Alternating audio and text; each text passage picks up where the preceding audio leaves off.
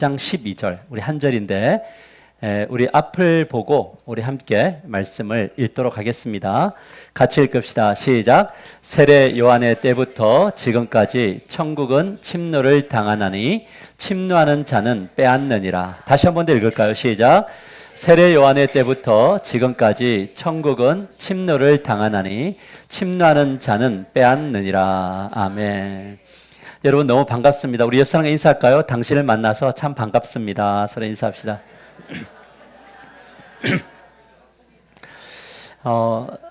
제가 정말 좋아하는 그 문구 중에 하나가 우리의 삶에 우연이란 없습니다. 모든 것은 하나님의 인도하심 속에 있습니다. 라는 그 문구를 참 좋아합니다. 어제 저녁에 잠을 청하기 전에 오늘 이 시간을 생각하면서 마음속에 어떤 설렘이 있었어요. 또 본 분들도 있을 거고 또 처음 보는 얼굴도 있겠다 이런 생각이 들었는데 오늘 이 만남이 계속적으로 쭉 이어지는 그런 만남이었으면 좋겠습니다. 오늘 첫 번째로 제가 여러분에게 전할 주제는 시작이라는 주제인데요. 인생은 수동태로 시작된다. 따라 볼까요? 인생은 수동태로 시작한다. 이 한나 이렌트라는 분이 인간의 조건이라고 하는 책에서 이런 말을 했어요. 우리는 세상에 태어났고 던져졌다. 그리고 누군가에 의해서 정의된다. 우리는 세상에 태어났고 던져졌다. 그리고 누군가에 의해서 정의된다. 우리 모두는 나의 의사와 상관없이 이 세상에 태어나게 됩니다. 나는 이 하영식 씨와 또 이순순이라고 하는 분을 통해서 저는 태어났습니다. 저는 이들 부모에게서 태어나기를 원한 적이 한 번도 없습니다. 나는 이 부모에게서 태어나야지. 우리 아버지는 이분이어야 되고 우리 어머니는 이분이어야 돼. 이렇게 해서 태어난 적이 없습니다. 그냥 태어나 봤더니 술을 너무 좋아하시는 우리 아버지 하영식 씨였고요. 그 옆에서 늘 고생하시는 이순순 씨, 우리 어머니가 저의 엄마가 되어 있더라고요. 그리고 저 위로는 두 분의 형님이 있었고 또 한 분의 누나가 있었어요. 그 형님 태어나 보니까 우리 큰형하고 저하고 12살 차이고 작은 형하고 저하고 9살 차이고 누나하고 저는 3살 차이더라고요. 그렇게 이 세상에 태어났고 저는 던져졌습니다.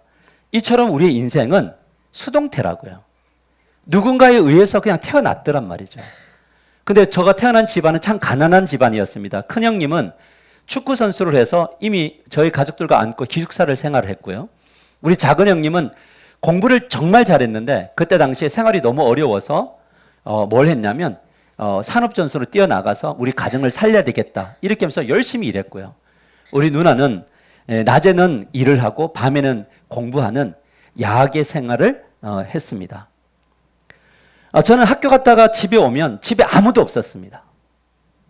석양이 지고 어둠이 시작될 즈음이면 우리 어머니 아버지가 와서 상훈아라고 외치면 이 녀석 어디 있어? 이렇게 이야기하면 그때서야 우리 어머니가 이제 우리 아버지가 퇴근했구나 하고 집에 들어갔습니다. 돌아보면 그때부터 부러웠던 친구들이 있었던 것 같아요. 학교를 마치고 돌아오면 집에 가면 집에서 아이를 기다리고 있는 엄마가 있는 집.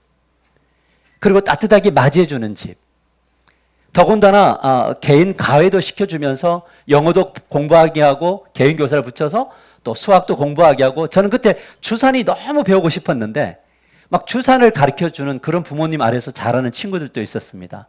근데 옷도 굉장히 좋은 옷을 입고 있는 친구도 있었습니다. 그때 당시에 저희 때가 이제 부산에 국제 상사가 있었는데 그 프로스펙스가 나오고 나이키 아디다스가 막 나올 때입니다.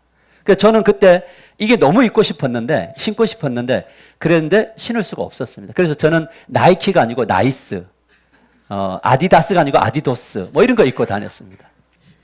흉내라도 내고 싶었던 것 같습니다.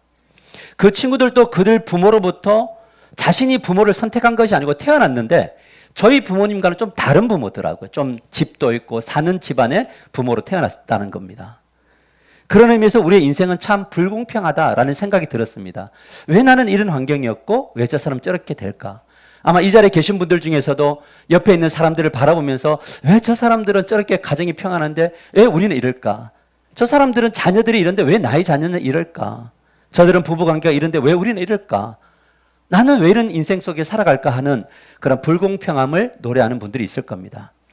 하지만 태어나는 순간부터 저는 하영식 씨와 이순순의 아들로 정의되었습니다. 그래서 사람들이 말하기를 저 녀석은 하영식의 아들이다. 이순순의 자녀다. 그리고 밖에 나가면 저의 이름을 막 불러줘요. 제가 저의 이름을 만든 게 아니고 우리 부모님이 저의 이름을 붙였어요. 저의 원래 이름이 뭐냐면 하춘호였어요. 되게 촌빨라죠? 하춘호. 그래서 우리 어머니가 장터에서 이렇게 춘호야 춘호야 이렇게 하고 있는데 옆에 어떤 유명한 장면가가 혹시 봄춘자에 조을호자냐. 야, 이 친구 이 춘호로 살아가면 인생 완전 잘 나가고 완전 나쁜 놈 될 거다. 그래서 이름을 지어준 게 상훈이었대요. 그래서 그 이름을 가지고 등록을 해서 제가 그렇게 이나마 괜찮은 이름으로 살아가고 있다. 그런 의미에서 한나 아렌트가 말한 우리는 세상에 태어났고 던져졌다. 그리고 누군가에 의해서 정의된다. 라는 말은 정확한 말입니다. 우리는 삶의 주체가 되기를 원하지만 시작은 어떻게 하면 수동태로 나의 의상과 상관없이 살아간다는 거죠. 근데 이 부분을 성경이 어떻게 말하냐면 시편 139편에 이렇게 말해요. 13절 14절에 주는 내 몸의 모든 기관을 만드시고 어머니의 태에서 나를 배짜듯 지으셨습니다. 내가 이처럼 놀랍고 신기하게 만들어졌으니 주를 찬양합니다. 주의 솜씨가 얼마나 훌륭한지 나는 잘 알고 있습니다. 내가 시간이 지나서 보니까요. 내가 이제 만들어진 게 우리 아버지와 어머니를 통해서 만들어졌다고 생각했는데 하나님을 만나고 나니까 하나님이 우리 아버지와 어머니를 택하셨고 그 아버지와 어머니를 통해서 이 하상훈이라는 존재를 뱃속에서 배틀 차듯 정말 정교하게 만들었대요. 봐줄만 한가요? 예, 이렇게 만들어주셨어요. 그 주의 솜씨가 얼마나 훌륭한가를 생각합니다. 이렇게 시작은 수동태로 시작이 됩니다. 그런데 두 번째 제가 나누고 싶은 주제는 마지막 끝입니다. 인생은 수동태로 마감한다라는 겁니다. 여러분, 이 소설가 알베르트 까미라는 분이 이런 말을 했습니다. 죽음은 서서히 다가온다. 그 시기를 알 수 없다. 아무리 발버둥 쳐도 결국 무릎 꿇게 되는 정해진 결말이다. 죽음이란 뭐냐? 모든 사람들이 무릎 꿇게 되는 결말이다라는 거예요. 우리 여기에 예쁜 중고등부 친구들이 있는데 이 친구들은 앞으로 살아갈 날들이 훨씬 많을 겁니다. 근데 저는요, 서서히 죽음이 다가오고 있어요. 이런 죽음은 오는 거더라고요.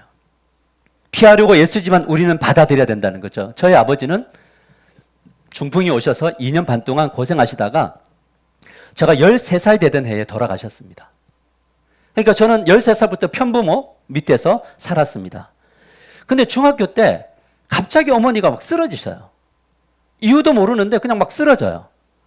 그냥 밥 먹다가 하고 쓰러지고 잠결에 일어나다가 쓰러지고 걸어오다가 쓰러지고 이런 일들이 되게 많았어요. 근데 지금 돌아보니까 갱년기 증세가 엄청 심하셨던 것 같아요.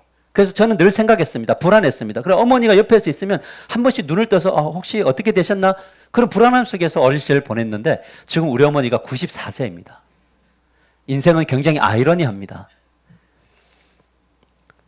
여러분 어제도 우리 친한 목사님의 어머니 권사님이 돌아가셨습니다. 정말 특이한 것은 뭐냐면 이 죽음은 태어나면 순서가 있는데 죽음은 순서가 없더라는 거죠. 어린아이도 먼저 가고 순서가 없습니다. 근데 더 특이한 것은 죽음의 형태가 다 다르다는 겁니다.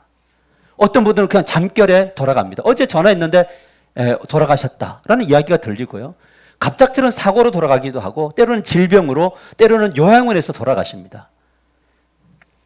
여러분 이 부분을 전도서 3장 2절 우리 성경은 이렇게 말하고 있거든요. 모든 사람은 한 곳으로 가나니 모든 것이 흙에서 나왔으므로 모든 것이 흙으로 돌아가느니라 이렇게 말해요. 그래서 살아있는 동안 죽음을 위해서 기도하는 겁니다. 저는 어머니의 죽음을 위해서 기도하고 또한 나의 죽음을 위해서 기도도 하더라고요. 그래서 항상 저녁이 되면 죽음을 묵상합니다. 내가 오늘 이 잠을 자지만 내일 아침에 눈을 뜨지 못할 수도 있다. 여러분 그래서 이 하루라는 것이 나에게 눈을 떴을 때 주어진 이 하루가 너무나 소중한 하루가 되더라고요. 그래서 하루를 어떻게 살 것인가를 늘 고민합니다. 그리고 하나님 주신 감동을 따라 좀 균형 잡혀야 되겠다 생각이 들어서 저는요, 목사라서 온 시간을 교회에만 쏟았습니다. 근데 하나님이 어느 날 책망하더라고요. 아까 우리 집사님도 간증했지만, 여보, 교회에 가면 밥을 주나 떡을 주나. 그래서 저도 교회에서 온전히 살았습니다. 그렇다 보니까 가정을 놓치더라고요. 그래서 요즘에는 가정도 돌아보고 이런 여러 가지 살아가려고 합니다. 그래서 저는 새벽에 여기서 기도를 하는데, 기도를 할 때마다 그런 기도합니다. 하나님, 저는 새벽 기도를 하고 있습니다. 이제 오늘 아침 눈을 뜨면 뭘 하고 뭘 할 겁니다. 누구를 만날 겁니다. 저녁에 이렇게 할 겁니다 하는데, 내 계획을 세웠는데 아내가 새벽 기도 마치고 차에 타면서 가자 그래요. 그러면 주인님 말씀하십시오. 제가 어디를 가야 될까요? 저기 농산물 시장으로 가자 그러면 가요. 가면서 그런 생각이 끼어들었습니다. 내 계획 속에 아내의 계획이 끼어들었는데 이것도 하나님의 뜻 안에 있습니다. 균형 잡힌 인생. 네, 기꺼이 해보겠습니다. 이런 고백을 하는 거죠. 그래서 저는 스스로에게 그런 이야기를 합니다. 완성된 목사가 아니라 노력하는 목사다. 노력 중인 목사다. 여러분, 인생이 변화되려면요, 노력 중인 삶을 살아야 될 줄 믿으시길 바랍니다. 그러나 여기에 질문 하나가 더해져요. 죽음은 끝인가? 죽음은 끝인가? 그래서 오늘 세 번째 주제를 다루려고 하는데, 죽음은 새로운 시작이더라고요. 죽음은 끝이 아니라 영혼을 향한 새로운 시작이다. 삶은 끝이 있는 직선이지만, 자, 태어나면 끝이 있는 직선의 거리를 걸어가지만 죽음 이후에는 뭐가 기다리냐면 끝이 아니라 영원한 세계가 기다리는데, 저는 이 영혼을 동그라미다 이렇게 말하고 싶어요. 그러니까 동그라미예요. 죽고 난 다음에 영과 육이 분리되고 나중에 주님이 오시면 부활체가 되겠지만, 그 동안에 영혼의 세계를 계속적으로 살아야 되는 것이 영혼의 세계, 죽음 이후다. 근데 이 영혼의 세계가, 동그라미가 두 영역이 있다는 거예요. 첫째는 뭐냐면 천국이 있고 지옥이 있다는 거예요. 신기한 것은 모든 종교가요, 사람들이 다 죽음 이후에 내세를 생각합니다. 불교도 내세를 이야기하고, 힌두교도 내세를 이야기하고, 우리 기독교도 내세를 이야기하고, 이슬람 종교도 내세를 이야기합니다. 그럼 무슨 말이냐? 사람은 태어날 때부터 생리적으로 천국과 지옥이 있다는 것을 안다는 거죠. 그래서 마태복음 25장 46절에 현대인의 성경으로 보면 뭐라고 말하면, 그렇게 해서 이 사람들은 영원한 형벌을 받는 곳에, 의로운 사람들은 영원한 생명을 누리는 곳에 들어갈 것이다. 자, 죽으면 새로운 영혼의 세계로 들어가는데, 어떤 사람은 영원한 형벌이 있는 곳으로 들어가고 어떤 사람은 영원한 생명이 있는 곳으로 들어간다는 거죠. 이것을 천국과 지옥이다 이렇게 말합니다. 근데 참 놀라운 것은 이 선물, 영원한 생명이라고 하는 이 선물은 죽은 이후에 결정할 수 있는 것이 아니라 이 땅에 사는 날들 동안만 결정된다는 거죠. 이 세상을 살면서 죄의 문제를 해결한 사람들만이 천국을 갈 수 있다는 거죠. 근데 다른 종교들은 그런 이야기합니다. 후손들이 열심히 제사를 지내고 선을 행하고 부모님을 위해서 부모님의 이름으로 공덕을 쌓고 뭐 물질을 갖다 바치고 이러면 부모님의 영혼이 더 좋은 세계로 간다라고 이야기하지만 그렇지 않습니다. 죽음 이후에는 그 사람들의 영혼을 이 세상 사람들은 절대 컨트롤할 수가 없습니다. 죽음과 함께 끝이에요. 결정이 나요. 영원한 지옥이냐 영원한 천국이냐라는 거죠. 그렇다면 어떤 사람이 영원한 생명이 있는 천국으로 갈 수 있느냐라고 할 때 요한복음 3장 16절에 이렇게 말합니다. 우리 같이 한번 읽어볼까요? 시작. 하나님이 세상을 이처럼 사랑하사 독생자를 주셨으니 이는 그를 믿는 자마다 멸망하지 않고 영생을 얻게 하려 하심이라. 하나님이 세상을, 이 하상훈을, 여러분을 너무 사랑하셔서 당신의 아들 독생자 예수님을 이 땅에 보내셔서 죄를 위하여 십자가에 죽게 하시고 그 죄를 용서해 주시는 이 십자가의 예수님을 믿는 사람들은, 믿기만 하면, 이 예수님을 믿으면 뭘 하느냐면 영생을, 멸망하지 않고 영생을 주시겠다는 거죠. 여러분, 근데 이것이 참 쉬운 듯 한데 어려워요. 너무 어렵더라고요. 근데 우리 지금 믿고 있는 사람은 쉽게 믿어져서 은혜라고 이야기하는데, 오늘 이 시간에 이 참석한 분들 중에 누군가에게는 이 어려운 진리가 여러분에겐 쉬운 은혜로 다가섰으면 좋겠습니다. 누가복음 23장 41절에 43절을 보면요, 이게 이제 실제 있었던 사건인데, 예수를 십자가에 못 박고, 자, 예수님이 십자가에 죽었어요. 이제 달렸는데 인류의 죄를 구원하시기 위해서 죄는 목숨값으로 지불을 해야 되니까 하나님이 우리의 죄를 용서하는 목숨값으로 예수님을 이 땅에 보내셔서 십자가에 못 박았는데, 그 옆에 두 행악자가 있어요. 강도가 있는데 그렇게 하니 하나는 우편에 하나는 좌편에 있더라. 달린 행악들 중 하나는 이렇게 해요. 하나는 비방해요. 예수님을 이르되 내가 그리스도가 아니냐 너와 우리를 구원하라 하되, 하나는 그 사람을 꾸짖어 이르되 내가 동일한 정죄를 받고서도 하나님을 두려워하지 아니하느냐. 우리는 죄를 지었기 때문에 이런 벌을 받아 도 싸지만 이분은 잘못한 것이 아무것도 없다 하였다. 이렇게 말합니다. 그러면서 뭐라고 이야기하냐면 이렇게 합니다. 그리고서 그가 예수님 당신의 나라에 들어갈 때에 저를 기억해 주십시오 라고 말을 합니다. 여러분 참 신기하지 않습니까? 영원한 지옥 갈 사람을 구원하기 위해서 예수님 십자가에 달렸는데 한 사람은 이 예수님을 믿고 한 사람은 이 예수님을 믿지 않아요. 근데 그 십자가 선상에서 잠시 이야기했던 그 선언, 당신이 낙원에 이를 때, 천국 갈 때 저도 좀 데려가 주십시오. 나를 위해 죽으신 예수님을 믿습니다라고 했는 그 고백 하나 때문에 뭘 가게 되느냐? 천국을 간다는 거예요. 그래서 우리 기독교가 부르는 찬양 중에 이런 게 있어요. 돈으로도 못 가요. 벼슬로도 못 가요. 명예로도 못 가요. 예수 그리스도를 믿음으로만 갈 수 있는 나라. 이렇게 이야기해요. 그런데 어떤 결과가 주어졌느냐? 누가복음 23장 44절에 예수님이 그 한편 강도에게 이런 이야기를 합니다. 선언합니다. 예수님은 그에게 내가 분명히 말하지만 오늘 내가 너와 함께 낙원에 있게 될 것이다. 오늘이에요.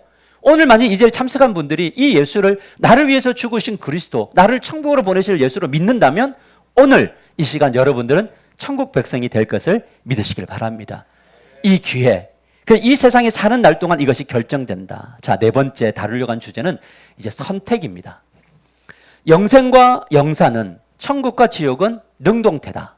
답시다. 천국과 지옥은 능동태다. 뭐냐면 내가 결정하는 거예요. 인생은 수동태로 태어나서 수동태로 죽지만, 그러나 이 영원한 나라를 가는 것은 이 땅에 사는 날 동안 내가 믿습니다. 결정하는 거죠. 그래서 우리는 한평생 능동태의 삶을 삽니다. 여러분, 아내는 누가 택했죠? 저희 아내는? 내가 택했나요? 맞죠? 내가 택했죠? 그다음에 우리의 가정, 우리의 삶, 우리의 직장, 우리의 회사, 이것을 전부 다 누가 택했냐? 내가 택한 거예요. 그래서 여러분, 우리는 끝까지 책임지는 겁니다. 그래서 신명기 30장 19절에 이렇게 말해요. 내가 생명과 사망과 복과 저주를 내 앞에 두었은즉 너와 내 자손이 살기 위하여 생명을 택하라. 이렇게 이야기해요. 자, 우리의 인생 속에는 보이지 않지만 생명과 복이 있고요, 사망과 저주가 있습니다. 이것을 누가 택하느냐? 내가 택하는 거예요. 우리 아버지는요, 생명을 택했었어야 돼요. 근데 우리 아버지는 늘 뭘 택했느냐? 가정을 택했었어야 돼요. 건강을 택했었어야 돼요. 근데 우리 아버지는 늘 뭘 택했냐? 그냥 술을 택했어요. 근데 술을 드실 때도 지금 생각해 보면 어떤 생각이 드냐면, 지금 옆에 계시면 제가 술 드시는 거 막 제가 목사지만 차려드리면서 정말 계란도 스크램블도 만들어 드리고 막 이런 고기도 구워서 아버지 이거 하고 드셔야지 건강할 수 있습니다. 이랬을 텐데 우리 아버지는 술을 마시면서 멸치 대가리 하나 딱 따고 멸치만 먹으면서 그 술 맛을 온몸으로 느끼는 삶을 택했다고요. 이 아파가지고 이제 장시풍 있다고 왔는데 갑자기 몸이 이상하다 그러면서 팔굽혀펴기를 하더니, 자, 그때가 뭐냐면 골든타임이었던 것 같아요. 그때 한의를 가든 어딜 갔으면 더 건강했을 때, 그때 팔굽혀펴기를 하더니 담배를 깊숙이 쫙 빨아내면서 이러시더라고요. 병원을 택했어야죠. 담배를 택하더란 말이에요. 우리가 살아가는 모든 날들 안에 무엇을 택하느냐가 우리의 인생을 엄청난 결정을 한단 말이에요. 여기에 질문 하나가 발생하더라고요. 나는 무엇을 택한 것인가? 걸 것인가? 나는 그동안 무엇을 택하여 왔는가? 지금 우리의 이 현주소는 내가 택하지 않은 것으로부터 온 것도 많지만, 그러나 우리가 살아가는 많은 날들은 내가 택한 것들로 갈 거란 말이죠. 한 강도처럼 오늘 이 시간에 예수님을 믿을 거냐? 아니면 이 예수 그리스도를 저주할 거냐? 이 쉬운 것이 참 어려워요. 그런데 여기에 덤이 하나 있더라고요. 예수를 믿고 나니까 덤이 있는데, 그것은 이 땅에 사는 날 동안에도 천국을 누릴 수가 있더라는 거예요. 우리 하나교회가 바로 그런 곳입니다. 할렐루야. 우리 오늘 하나교회 얼굴 보면요, 되게 밝고 있는데 오늘만 쇼하는 게 아니에요. 원래 저를 만나기 전에 그런 얼굴들이 아니었어요.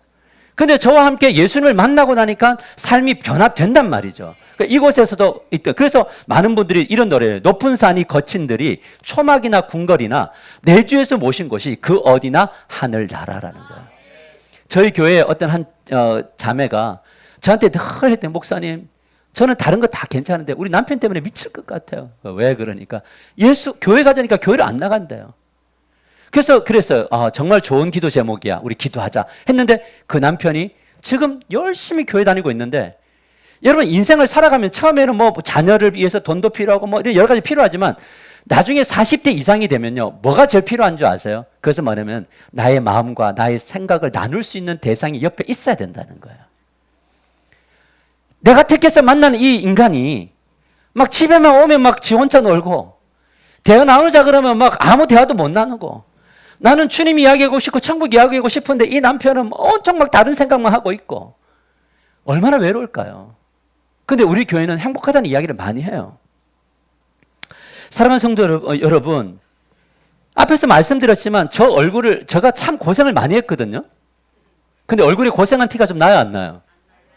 안 나죠? 고생 정말 많이 했어요. 정말 많이 했어요. 근데 고생한 티가 안 나. 이유가 뭔지 아세요?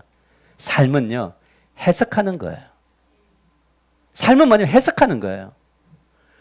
그래서 여러분, 예수님을 만난 사람들은 똑같은 환경 속에 놓여 있고, 지금 우리 교인들 가운데 어려운 분들이 있어요. 갑자기 건강검진했는데 암 걸린 분들도 있으세요. 여러 가지 사업의 문제 어려운 분들도 있고 자녀의 문제로 힘들어하는 분들도 있어요. 그런데 이 힘든 상황 속에서 그들이 왜 웃느냐, 오늘 왜 이렇게 감사하다고 하느냐라는 건 뭐냐면 삶을 해석하는 능력이 달라졌기 때문에 그래요.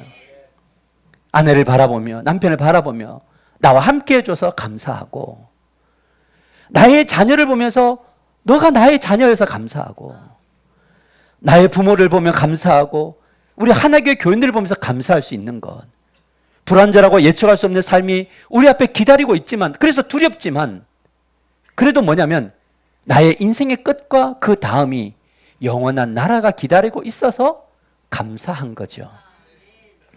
여러분, 행복이라는 것은 감사할 수 없는 상황에서 감사가 보이는 거더라고요. 참 제가 이제 목회를 하다 보면 힘들 때가 있어요. 저도 목사지만 뭐 늘 웃는 건 아니에요. 어쩔 때는 너무 힘들어, 사람을 상대하는 거 힘들어, 이런 때가 있어요. 그런데 참 특이한 건 뭐냐면 힘들 때는 좋은 게 보이지 않고 불평할 것들만 보여요. 자, 10개 중에 하나가 보여요. 이것 때문에 내가 인생이 너무 힘들어요. 그런데 제가 기도를 하다 보면 하나님이 저에게 그런 말씀을 하세요. 너 주변을 다시 한번 돌아보라고. 9개의 좋은 게 있지 않느냐. 만약에 10개 중에 하나만 좋은 게 있더라도 안 좋은 것을 보지 말고 좋은 것을 바라라고 삶을 해석해주는 역사가 일어난다는 거죠. 그렇다 보면 마음속에 뭐가 생기느냐, 감사 마음이 생기게 되고 입술로 뭐 하게 돼요? 감사합니다라는 고백을 나와요. 여러분, 우리나라는 정말 사실 망할 나라잖아요. 맞나요? 우리 언어 중에 제일 많이 하는 언어가 뭐예요? 죽겠다는 건가요? 죽겠고 어쩔 때 미치겠고 막. 그런데 왜 우리나라가 이렇게 하느냐? 우리 어머니 아버지들 옛날에 좋은 언어가 하나 있었어요. 뭐냐면 애들이 코를 풀 때 흥 해라고 하는 거예요. 아재 개그인데, 우리의 본성은 뭘 이야기하는 거냐면 항상 부정적인 언어가 우리 뇌구조 속에 있어요. 왜냐하면 우리 어머니 아버지들은 항상 그랬어요. 이 새끼 너가 왜 태어나서 내가 이런 고생을 하는지 모르겠다. 네만 없으면 내가 이렇게 안 살 건데, 내가 왜 저 인간을 만나서 이런지 모르겠다. 온통 언어 자체가 불평이. 너는 왜 우리는 이런 나라에 태어났고 우리나라는 왜 이 모양이냐 뭐냐, 온갖 부정적인 언어를 합니다. 그런데 예수 믿는 사람들은요, 부정적인 언어가 나오려고 할 때 이가 혀를 딱 깨물어요. 그리고 뭘 하냐면 순화시켜서 이거를 바꿉니다. 어떻게 바꾸냐? 하나님 감사합니다. 그래서 이 감사는 미래의 복을 오늘 현재로 이끄는 통로가 된단 말이에요. 지금 되게 어렵지만 하나님께서 이 과정을 변화시켜서 하나님이 나에게 놀라운 일들을 일으키실 것을 믿고 감사하고, 하나님께서 그 어려운 순간이 나의 인생에 찾아오겠지만 견디게 하시고 이기게 하실 것을 믿고 감사합니다. 이게 바로 예수 믿는 사람들의 삶의 방식이다. 말씀을 맺으려고 합니다. 마태복음 11장 12절에 이렇게 말합니다. 세례 요한의 때부터 지금까지 하늘나라는 천국은 침략을 당하고 있다. 그리고 침략하는 사람이 그 나라를 빼앗는다. 여러분, 이 좋은 하나님의 나라는 그냥 가만히 있으면 오는 나라가 아니고 내가 선택하고 내가 막 침략을 해야 돼요. 하나님 만나기를 원하고 삶이 변화되기를 원하고 우리의 인생 속에 행복이 주어지기를 원하는 마음으로 침략을 해나가면 우리가 믿는 하나님은요, 기꺼이 항복을 해주시고 그 문을 활짝 열어주셔서 하나님 나라의 복을 모든 사람들에게 허락하더라고요. 우리 하나교회는 그래서 오늘 밤 죽어도 우리는 천국에 간다는 확신이 있습니다. 그런데 저를 잘 들여다보면 뭐냐면 저 사람이 천국 갈 만한가? 그런 생각이 들 만한 모습도 있지만 나의 행동과 상관없이 하나님은 뭐 하시냐면 예수님이 나를 위해서 죽으셨기 때문에 그 예수님에 대한 신앙의 고백 때문에 뭘 주시느냐? 하나님이 천국을 허락해 주신다는 것. 그래서 이 땅을 살아가고 있습니다. 우리 하나교회는 이 위대하고 아름답고 행복한 여정을 여러분과 함께 걷고 싶습니다. 그리고 영원한 나라에서도 함께 행복을 누리고 싶습니다. 여러분 기억하시길 바랍니다. 인생은 수동태로 왔다가 수동태로 죽음을 맞이합니다. 그러나 한평생은 능동태, 즉 선택하는 삶의 연속입니다. 그래서 여러분 인생 걸음걸음들마다 잘 선택하시고, 특히 오늘 이 복음을 들으신 분들이 예수님을 선택하시고 오늘 밤 죽어도 천국 가는 그 복이 임하기를 소망하고, 이 땅에 살아가면서 문제를 문제로 인식하는 것이 아니라 문제를 충분히 이겨먹을 수 있다라고 하는 그 확신과 행복이 저와 여러분을 지배하는 그런 놀라운 역사가 일어나게 되기를 주님 여러분을 간절히 축복합니다. 제가 잠시 기도하겠습니다. 하나님 아버지 감사합니다. 오늘 이